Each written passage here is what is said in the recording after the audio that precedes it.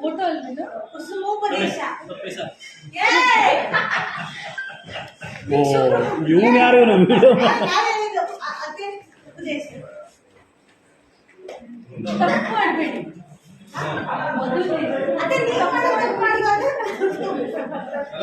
ಖುಷಿ ಖುಷಿಯಾಗಿ ಇರಬೇಕು. ಲೈನ್ ಹಾಕಿದ್ದು ನಾವು ಚೆನ್ನಾಗಿದ್ವಿ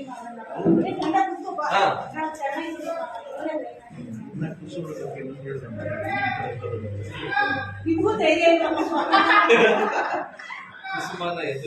ಸೊ ನಾವು ಟೈಮ್ ಪಾಸ್ಗೆ ಏನ್ ಮಾಡ್ತೀವಿ ಅಂದ್ರೆ ಕುಸುಮೋಪದೇಶ ಆಗುತ್ತೆ.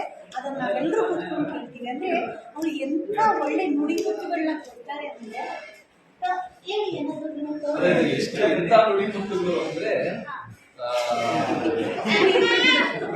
ನಾವೆಲ್ಲ